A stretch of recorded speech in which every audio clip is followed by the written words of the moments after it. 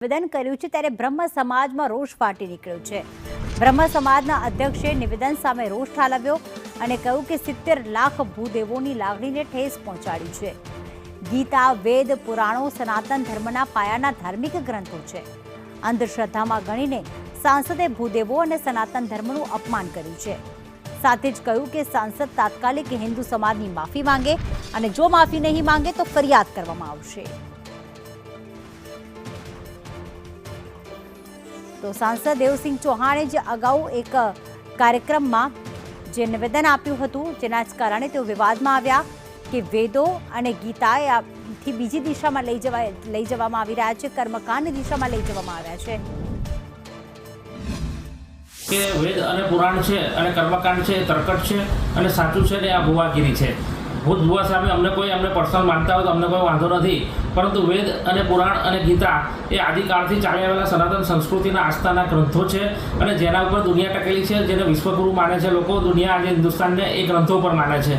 તો આવા હિન્દુત્વના ઉપર પ્રહાર કરવા પર, બ્રહ્મ સમાજ પર પ્રહાર કરવા પર અને કર્મકાંડી બ્રાહ્મણો સામે પ્રહાર કરવા પર કે આ જે કર્મકાંડ છે ને એમને તર્કટ કીધા કહી શકે। જે યજ્ઞ છે વેદ પુરાણોમાં લખેલા છે, યજ્ઞ ઋષિ કુળ પરંપરા ચાલી આવેલી છે, હિન્દુ સનાતન સંસ્કૃતિ આને ફોલો કરે છે। તો આ કરોડો હિન્દુઓની આસ્થાનો એમણે ઠેસ પહોંચાડી છે। બ્રાહ્મણ 70 લાખ બ્રાહ્મણો ગુજરાતના છે, એમને ઠેસ પહોંચાડી છે। તો માન્ય દેવુસિંહને મારી વિનંતી છે કે આ નિવેદન એમના પોતાના પરત ખેંચે અને તાત્કાલિક હિન્દુ સમાજની, બ્રહ્મ સમાજની માફી માંગી લે। તો ખાસ માફી માંગવાની માંગ કરવામાં આવી રહી છે અને ખાસ સાંસદ દ્વારા જે નિવેદન કરવામાં આવ્યું છે તેનાથી ભૂદેવો નારાજ થયા છે। તેમનું કહેવું છે કે માફી માંગે નહીં તો અમે સામે ફરિયાદ કરીશું। એક કાર્યક્રમમાં તેમણે નિવેદન જે આપ્યું હતું જેમાં કર્મકાંડ છે કે અલગ અલગ પૂજા વિધિ છે તેને તર્કટ ગણાવ્યા હતા અને તેમનું કહેવું છે કે જે ગીતા અને વેદમાં જે ઉલ્લેખ છે તેનાથી અલગ દિશામાં આપણને લઈ જવામાં આવી રહ્યા છે। ત્યારે કોંગ્રેસના પ્રવક્તા જે હેમાંગભાઈ રાવલ છે તેમણે પણ આ નિવેદનને લઈને રોષ વ્યક્ત કર્યો। તો માફ કરશો, સાંસદના નિવેદનને લઈને બ્રહ્મ સમાજમાં રોષ વ્યાપ્યો છે। તેમનું કહેવું છે કે આ તમામ પૂજા વિધિ જેનો પુરાણોમાં પણ ઉલ્લેખ છે, આ તમામ કર્મકાંડ જેનો વેદોમાં પણ ઉલ્લેખ છે, તેને એક સાંસદ જે છે એ તર્કટ કઈ રીતે ગણાવી શકે, નાટક કઈ રીતે ગણાવી શકે। તાત્કાલિક અસરથી સાંસદના નિવેદન પર માફી માંગે અને સાથે જો માફી નહીં માંગવામાં આવે તો તેમણે ફરિયાદ કરવાની પણ ચીમકી ઉચ્ચારી હતી। ત્યારે કોંગ્રેસના નેતા પણ એ જ કહી રહ્યા છે કે સનાતન ધર્મ અંગે તેમણે વાણી વિલાસ કર્યો છે। ભાષણ દરમિયાન જે કર્મકાંડીઓ વિશે બોલવામાં આવ્યું છે, કઈ રીતે જુઓ છો, શું કહેશો? કર્મકાંડીઓ વિશે ખાલી બોલ્યો હોત તો બરોબર છે, પરંતુ આ સમગ્ર સનાતન ધર્મ કે જે કર્મકાંડ અને યજ્ઞ, પૂજા, વેદ, હવન ઉપર આધારિત છે એના વિરુદ્ધમાં દેવુસિંહ ચૌહાણે જે વાણી વિલાસ કરેલો છે, મને લાગે છે આ કોઈ સનાતન ધર્મીનો વાણી વિલાસ ના હોઈ શકે। આ સનાતન ધર્મીઓના વિરોધીઓ હોય એ લોકો પણ આવું બોલતા અચકાય નહીં એવા પ્રકારના એમણે જે બેફામ નિવેદનબાજી અને વાણી વિલાસ કરેલો છે। સમસ્ત ગુજરાત બ્રહ્મ સમાજ આને વખોડે તો છે જ, પરંતુ ભારતીય જનતા પાર્ટીના સંસદ સભ્યો કે જે હિન્દુત્વના નામે અને સનાતન ધર્મના નામે વોટ લઈને ચૂંટાઈને આવ્યા છે એમને મારે કહેવાનું કે તમે હિન્દુઓએ તમને ચૂંટ્યા છે, હિન્દુત્વના લહેરમાં તમે ચૂંટાયા છો, તમે જે પ્રમાણે ઉપર ગયા છો એ જ પ્રમાણે જો હિન્દુત્વ વિરોધી અને સનાતન વિરોધી, કર્મકાંડ વિરોધી વાતો કરશો તો તમને બીજી ક્ષણે નીચે ફેંકી દેવામાં આવશે। અને ખાસ તમને અમે ચીમકી પણ આપીએ છીએ બ્રહ્મ સમાજ વતી અને સમગ્ર સનાતન ધર્મીઓ વતી કે અમને કર્મકાંડ કરતાં આવડે છે એમ તર્પણ કરતાં પણ આવડે છે।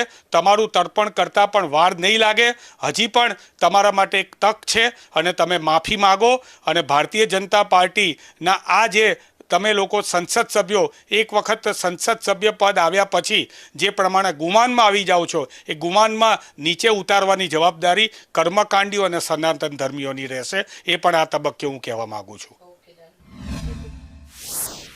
પટેલ ભારતીય જનતા પાર્ટીના પ્રવક્તા અમારી સાથે ફોન લાઈન પર છે। ઋત્વિજભાઈ નમસ્કાર, સ્વાગત છે આપનું સંદેશ ન્યૂઝમાં। નમસ્કાર। એક ધાર્મિક કાર્યક્રમમાં દેવસિંહ ચૌહાણ ગયા હતા અને એ ધાર્મિક કાર્યક્રમમાં જ વેદો, પુરાણો અને કર્મકાંડ વિશે આ પ્રકારનું નિવેદન કરવું નથી લાગતું કે એક તરફ સનાતન ધર્મની વાતો ભારતીય જનતા પાર્ટી કરે જ છે, હિન્દુ ધર્મની વાતો કરે છે અને આ સાંસદનું નિવેદન એકદમ વિરોધાભાસી દેખાઈ રહ્યું છે?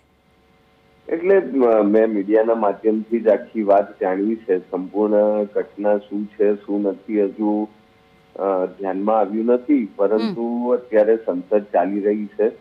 દેવસિંહ પોતે સંસદમાં છે.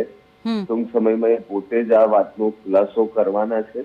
એનાથી મને લાગે છે કે આ વાત વધારે સ્પષ્ટ થઈ જશે, પરંતુ એમણે આ પ્રકારના નિવેદનોથી બચવું જોઈએ. પણ એ પ્રકારના નિવેદન એમણે ધાર્મિક કાર્યક્રમમાં કર્યા છે કે વેદો અને ગીતામાં જે ઉલ્લેખ છે કર્મકાંડીઓ ભૂદેવો આપણને અલગ જ દિશામાં લઈ જઈ રહ્યા છે. એટલે કે બ્રહ્મ સમાજ ભૂદેવો જે છે કર્મકાંડ કરનાર લોકોનું અપમાન તેમણે કર્યું છે. આ પ્રકારનું નિવેદન તેમણે કર્યું છે. બિલકુલ તમારી વાત સાચી છે, પરંતુ સમગ્ર વાત મેં મીડિયાના માધ્યમથી જ જાણી છે. હજુ મારી દેવુસિંહ સાથે વાત નથી થઈ કે કેમ એમણે આ પ્રકારની વાત કરી, શું મુદ્દો હતો, શા માટે એમણે આ વાત કરી, આની પાછળ તર્ક શું છે, આ બધી ચર્ચા કરવાની બાકી છે. તેઓ અત્યારે સંસદમાં છે, તેવા તેઓ ફ્રી થશે તેવા તરત જ તેઓ પોતાનું સ્ટેન્ડ ક્લિયર કરશે અને પોતાનું એક નિવેદન પણ આપશે. આભાર સંદેશ ન્યૂઝ સાથે વાત કરવા બદલ. તો પ્રવક્તા છે અને એ જ કહી રહ્યા છે કે એમને અમારા માધ્યમથી ને મીડિયાના માધ્યમથી જ આ વાતનો ખ્યાલ આવ્યો છે. જો કે કોઈ સ્પષ્ટતા નથી કરવામાં આવી. દેવસિંહ પોતે જ સ્પષ્ટતા કરશે પોતાના આ વિવાદિત નિવેદનથી, તેવું પણ તેમણે કહ્યું.